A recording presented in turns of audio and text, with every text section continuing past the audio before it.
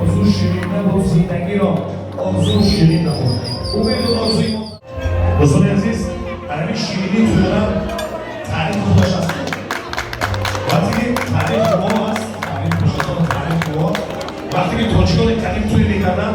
و عروس دوم یک بیلان چای یا یک بیلان تنچای یک دبور چای ترتیب میکردن و خود اینا میگی زندگیشان شهر و شهر شد خط و اصل شد یک بیلان چای تا به این امروز به عصر 21 عزیزان من یک ترتیب نام شده است